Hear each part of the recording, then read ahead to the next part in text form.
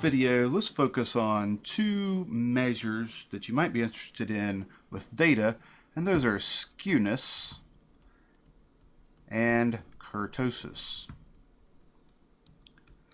The data we're going to be looking at today is some data from the Child Health and Development Study that I downloaded from Berkeley, and I will include this link in the description.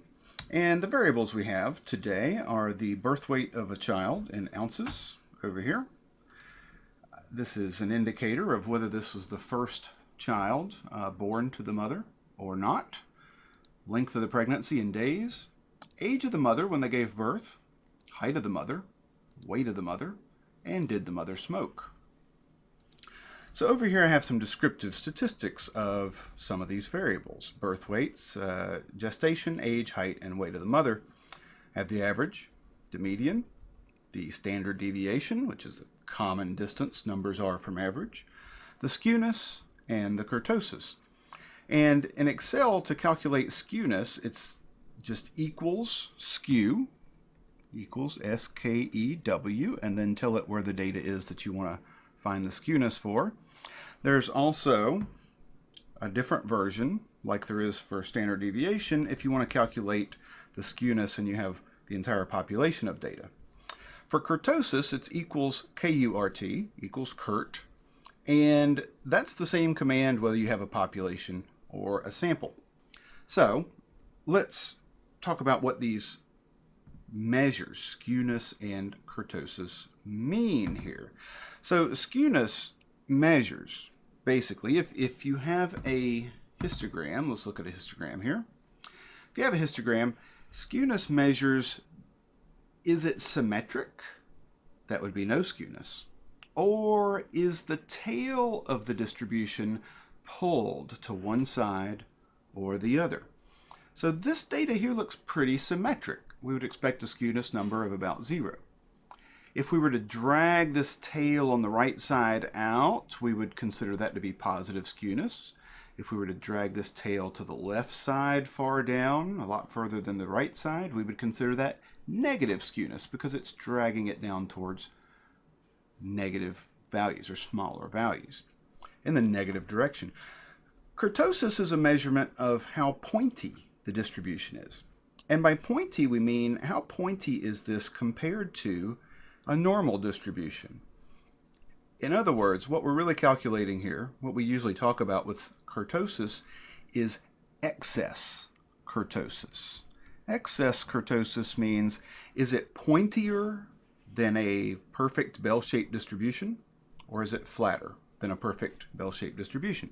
So a positive number means it's very pointy, and a negative number means it's very flat. Let's look at some distributions and the numbers we get for these skewness and kurtosis figures. So let's look at birth weight first. Skewness very close to 0. Now what do I mean? How close do you have to be to 0? Well, usually we say that if skewness is in absolute value, the absolute value of skewness is less than 0.5. Right, so the absolute value of skewness is less than 0.5. We say it's pretty symmetric.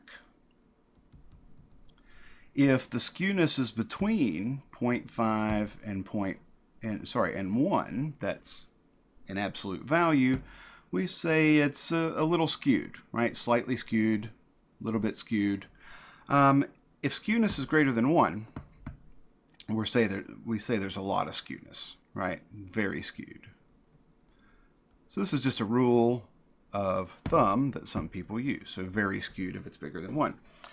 So since this number is very small, close to 0, less than 0.5, we would expect to see a histogram that is pretty symmetric here, as we see. Now what about kurtosis? Let me bring up a picture from Wikipedia that's very informative here.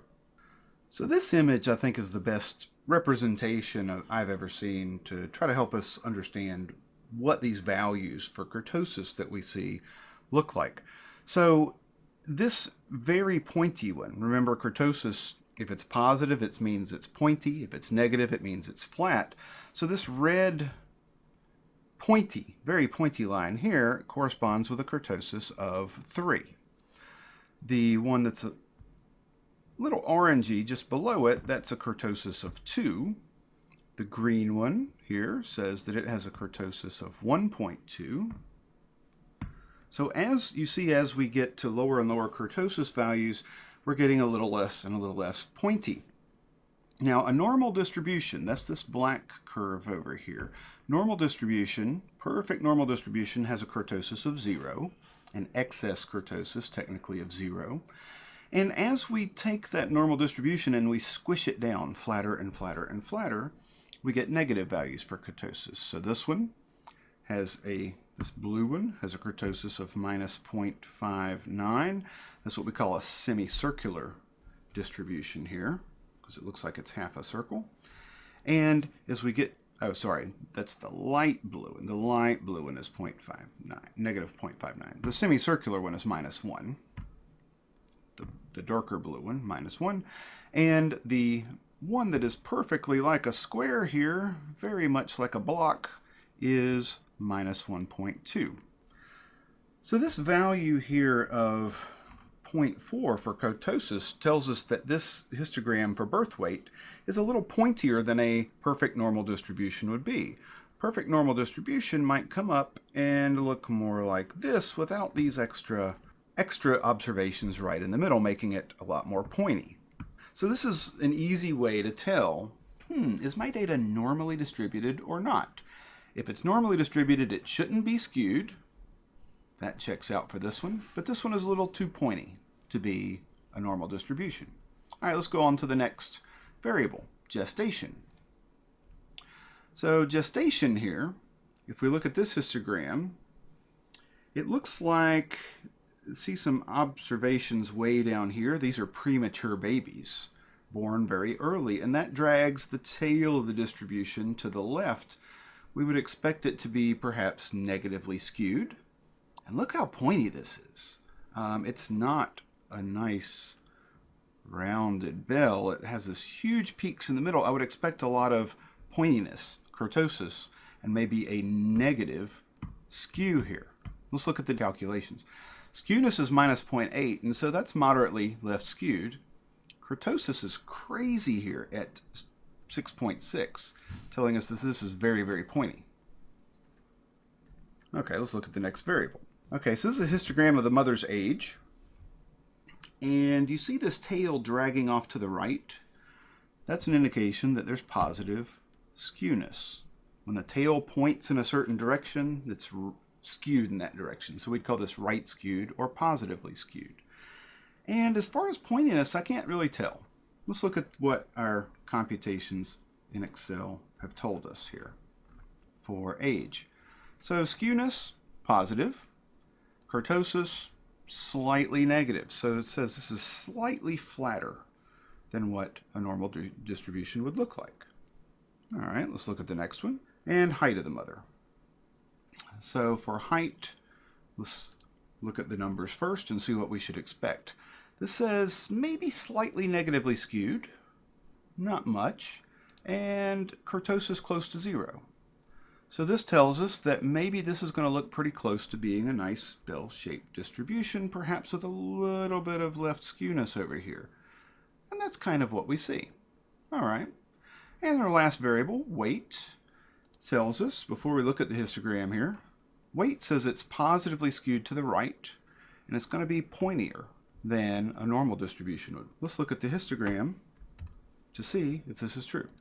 Yeah, that does look like it's quite pointy, and it also does look like, if we zoom out here, it does look like it is skewed to the right or positively skewed. So that's how to interpret these values, these descriptive statistics for skewness and kurtosis. Now, last thing I want to mention is just kind of a technical thing. How are these calculated? I'm not going to go through the exact formulas for skewness and kurtosis. I just want to give you the basic idea that when you calculate skewness and kurtosis, they're sort of similar to what we do when we calculate a sample variance or a population variance. The big difference, now there are some other differences in these formulas, but the big difference is when we calculate skewness, instead of raising things to the second power, we raise them to the third power. And for kurtosis, instead of raising to the third power, we raise to the fourth power.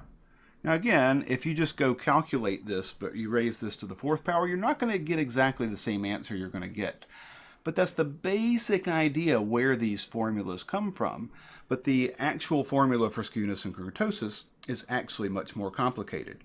I encourage you to look it up on Wikipedia if you want to know what the exact formula looks like. Much more important is to let the program calculate it for you, but you need to know how to interpret what it means. So if you have any questions, please let me know in the question or comment section below. And if you liked this video, give me a thumbs up. If you didn't like it, give me a thumbs down. Good luck. Talk to you later.